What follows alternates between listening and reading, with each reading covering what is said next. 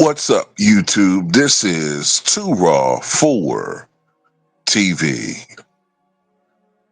All right, so salute to Nikola Jokic of the Denver Nuggets. He made his return last night versus the Milwaukee Bucks. It was his first game in, I believe, 2 weeks for the Nuggets franchise, and it came in a 127 to 117 victory over the Milwaukee Bucks. Now, of course, the Milwaukee Bucks are likely without Dayton Lillard for the rest of the season, but that's another video for another day, another topic. In last night's game, Nikola Jokic came back. I think he had 39 points, 10 rebounds, and 10 assists, another triple-double. In a season that, if it were not for Shai Gilgeous-Alexander and the tremendous success that the OKC Thunder are having this year, Jokic probably will be racking up his fourth league MVP. But the combination of the great success of the Thunder, Shai's Jordan-esque numbers, and voter fatigue.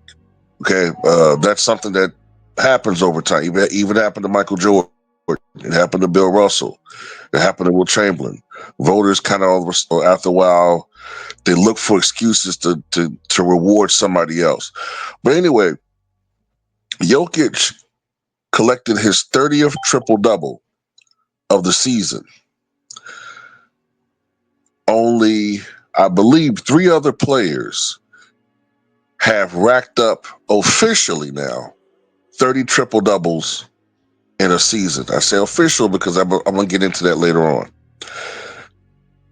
The first one to do it was Oscar Robertson, the 1961-62 season, the year in which he had, I think it was 42 triple-doubles, which used to be the record.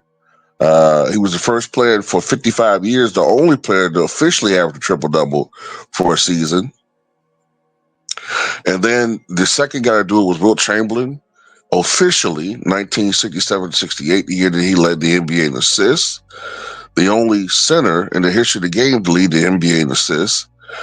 He had, I believe, 31 triple-doubles that year. But I'll get to Wilt and some other candidates in a minute.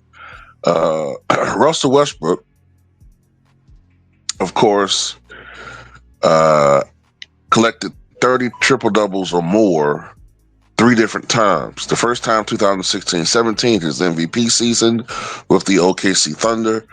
I think he racked up 43 triple-doubles that year. I might be wrong. Maybe 43 or 44. 2018-19, he had in excess of 30 triple-doubles. That's the year he was playing with Paul George. That was the best season of Paul George's career, by the way. And then 2020, I think 2021, I think it was, Russell Westbrook had 30 triple-doubles during that season as well. I can't remember who he was playing with that year. Was it the Rockets? It was either the Rockets or it was the Wizards. But anyway, those are the other guys that do it. Now, I said something about an asterisk because blocks were not counted until the 73-74 season, which was conveniently the first year Wilt Chamberlain was out of the league. Look, we don't have the hard numbers to prove this, but it's pretty much a given that Bill Russell averaged probably something around 7 to 8 blocks per game for his career. Wilt Chamberlain probably averaged something around 8 to 9 blocks per game for his career. His blocks went down as he got a little older. The last couple of years, it may have been as low as 6. But some of his earlier years, especially when he was the thin, springy leg Wilt with the Philadelphia Warriors, there's hard, substantial evidence to suggest unofficially that he may have averaged double-digit blocks. So having said all of that, Wilt Chamberlain is probably, I would give it 99% certainty, Wilt Chamberlain is the unofficial leader in triple-doubles. If we really saw these guys' numbers, the GOAT case for Wilt Chamberlain would surge dramatically. And he was the consensus GOAT for many, many years until the 1990s, till Michael Jordan started getting that title. Uh, but anyway, Wilt probably had, I would guess, somewhere in a conservative estimate, 300 triple doubles. Bill Russell probably had 200 triple doubles minimum, maybe more than that.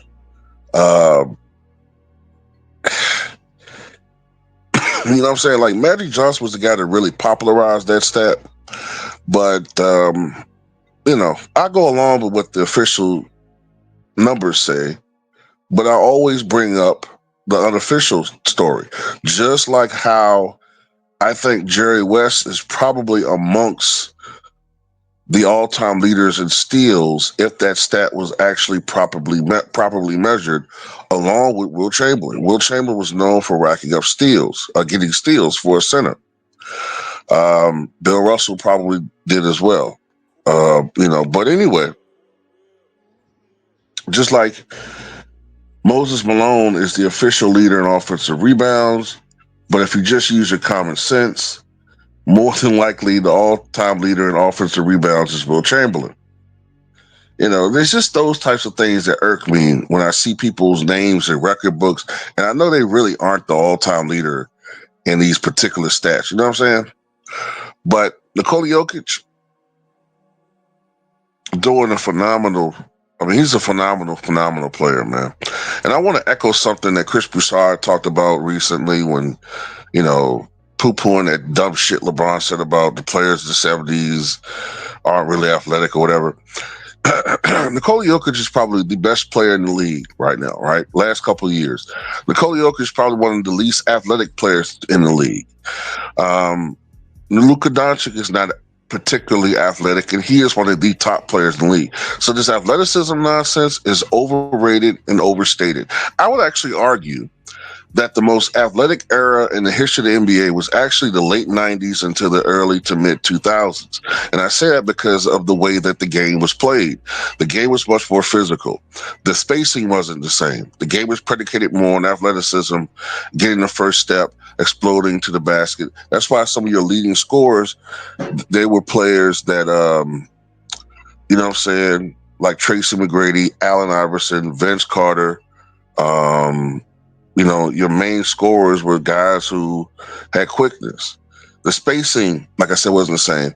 Also, when you look at bigs, uh, they weren't the same plundering bigs. These guys were athletic. They were, you know what I'm saying, they could jump out the gym.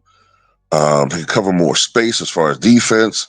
They can recover as far as going on the perimeter or at least by the free throw line and recover enough to contest shots at the rim. You had to have more athleticism. That's what we saw during that era. But anyway, just want to put this out there. Tell me what you guys think.